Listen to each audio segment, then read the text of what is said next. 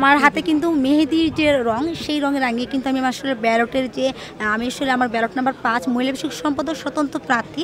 তো আমাদের কিন্তু কালকে কিন্তু যে রাকসুকে কেন্দ্র করে কিন্তু আমেজ তৈরি হয়েছে, সেই আমেজকে আরেকটু বাড়িয়ে তোলার জন্য কিন্তু মেহেদি রঙে রাঙিয়েই কিন্তু আসলে যে নিজের যে ব্যালট সেটা আসলে আমি আমার যে ভোটার আছে তাদেরকে কিন্তু জানাতে চাই, এবং সর্বস্তরের যে একটা আমেজ উৎসাহ উদ্দীপনা সেটা ক্যাম্পাসে বিরাজমান থাকুক, সেটাই আসলে আমি প্রত্যাশা করছি। কোথাও দেখা যাচ্ছে কোনো প্রার্থী টাকা অতিরিক্ত খরচ করেছে বা তারা খাবারের বিনিময়ে বা হলগুলোতে বিভিন্ন ধরনের পজিশনে মিটিংয়ের নাম করে তারা আসলে খাবার বিতরণ করেছে, বা কেউ আসলে খিচুড়ি পার্টি করেছে, কোথাও আতরের বিনিময় হয়েছে, বিভিন্ন ধরনের অভিযোগ পাল্টা অভিযোগের মধ্যে দিয়েই কিন্তু আমাদের আজকের যে নির্বাচনের যে কালকে নির্বাচন আছে কিন্তু আমাদের শেষ। তো ক্যাম্পাসে কিন্তু সর্বোপরি কিন্তু সব কিছু শেষে কিন্তু একটা উৎসাহ উদ্দীপনা আমেজ দেখা দিয়েছে।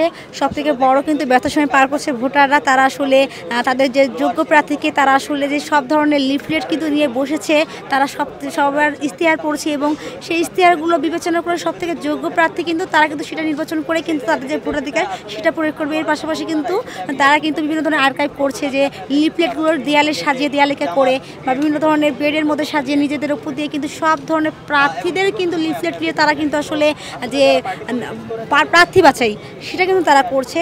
আর তাদের মধ্যে কিন্তু বিভিন্ন ধরনের ফেসবুক স্ট্যাটাস থেকে শুরু করে আমেজ দেখা দিচ্ছে। আমাদের কিন্তু এর পাশাপাশি যোগ হয়েছে পশ্চিমপাড়ায় যে বিয়েদের আবাসিক হলগুলো আছে সেই হলগুলোতে কিন্তু আজকে কিন্তু সন্ধ্যা 7টায় কিন্তু প্রত্যেকটা হল, তারপর সেরাবিয়া হল থেকে শুরু করে রোকেয়া হল, রহমতুন্নাসা হল, জুলাই 36 হল, মনোরঞ্জন হল, খালেদা হলে কিন্তু মেহেদি উৎসব হবে। সাধারণ শিক্ষার্থীরা কিন্তু রাকসুর আমেজকে বাড়ি দিতে কিন্তু তারা আসলে এই উদ্যোগ নিয়েছে।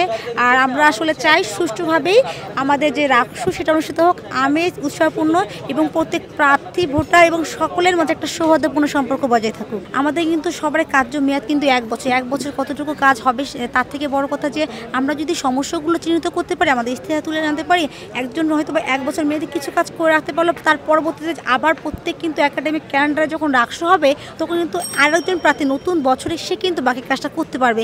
এই যে কাজের ধারাবাহিকতা সেটা কিন্তু উন্নতি হবে। তো আসলে ইশতেহারগুলো আমার মনে হয়েছে যারা দিয়েছে সবার ইশতেহার কিন্তু তারা আসলে সাধারণ শিক্ষার্থীদের জন্যই কাজ করার অঙ্গীকার থেকে কিন্তু তার ইশতেহারগুলো আর যতটুকু পূরণ করতে পারবে তার বাইরে যেগুলো থাকবে তারা কিন্তু অন্য প্রার্থী যখন পরের ক্যালেন্ডারে যখন নতুন কেউ নির্বাচিত হবে তারাও কিন্তু বাকি কাজ করে যেতে পারবে। আমাদের মেইন উদ্দেশ্য হচ্ছে ক্যাম্পাসের সমস্যাগুলো সেগুলো তুলে আনা। আমরা কিন্তু সেই প্রার্থী কিন্তু ভোটারদের দোরগোড়ায় গিয়েছিলাম, তাদের সমস্যাগুলো তুলে এনেছি এবং এর যে যৌক্তিক যে সমাধানের পথ হিসেবে কিন্তু যে রাকসু সেখানে কিন্তু প্রত্যেক প্রার্থী নানামুখী কিন্তু ইশতেহার দিয়েছে।